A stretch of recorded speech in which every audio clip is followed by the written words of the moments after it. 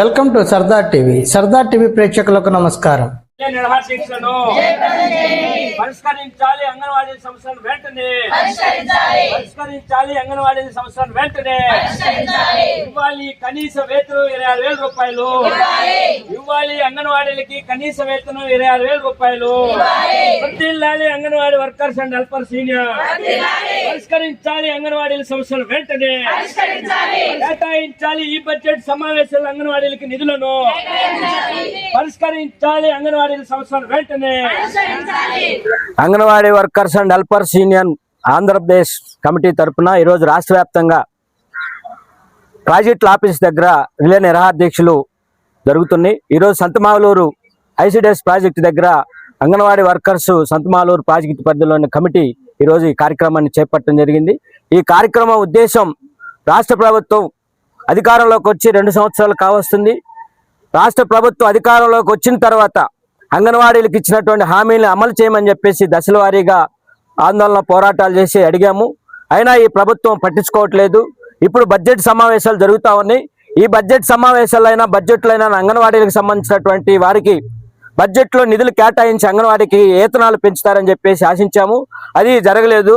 అది జరగకపోగా బడ్జెట్లో అంగన్వాడీలు చాలా చక్కగా పనిచేస్తున్నారు, కష్టపడుతున్నారు అని చెప్పేసి పొగడంతో అయితే వచ్చినాయి. కానీ ₹1 కూడా ఐసిడిఎస్కి కేటాయించినటువంటి పాపాన పోలేదు. అందుకని దీన్ని నిరసిస్తూ రాష్ట్ర వ్యాప్తంగా ఈ నిరసన కార్యక్రమాలు చేపట్టడం జరిగింది.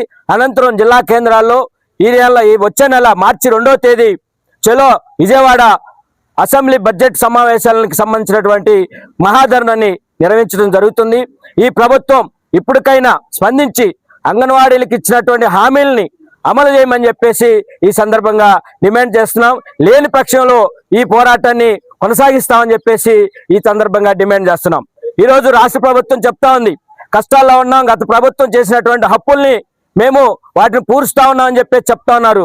లేదంటే ఈరోజు తిరుపతి లడ్డు విషయం ముందుకు తీసుకొచ్చి మిగతా ఏ అంశాలు లేనట్టు ఈరోజు దాన్నే తీసుకొచ్చి ముందుకు చేపించి ప్రచారం చేస్తా ఉన్నారు. అంటే రాష్ట్రంలో సమస్యలు లేనట్టు, సమస్యలు లేనట్టు తిరుపతి లడ్డు చుట్టూ మొత్తం తిప్పి, మీడియానంతా తిప్పి మొత్తం ఈరోజు ఆ సమస్యని ముందుకు తీసుకొస్తా ఉన్నారు. ఈరోజు మత భావాలు ఉంటే అందరికి ఉంటాయి.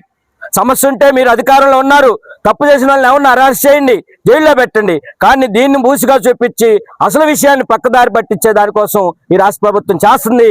ఇది మంచి పద్ధతి కాదని చెప్పేసి తెలియజేస్తున్నాం. ఈరోజు అంగన్వాడీలు కనీస వేతనం 26,000 రూపాయలు ఇవ్వమని చెప్పేసి డిమాండ్ చేస్తా ఉన్నారు. చాలన వేతనంతో ఈరోజు బతుకుతా ఉన్నారు. గత ప్రభుత్వంలో మీరున్నప్పుడు తెలంగాణ ప్రభుత్వంలో ఇచ్చినటువంటి దానికి అదనంగా ఇస్తామని చెప్పేసి గత ప్రభుత్వం హామీ ఇచ్చింది.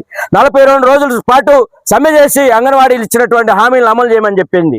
గత ప్రభుత్వం రాతపూర్వకంగా అధికారంలోకి వచ్చినా రాకపోయినా తెమ్మటనే దీనికి సంబంధించినటువంటి దాన్ని మేము అమలు చేస్తామని చెప్పింది. కానీ ఇప్పటికీ గత ప్రభుత్వం హామీలని ఈ ప్రభుత్వం కూడా అమలు చేయట్లేదు.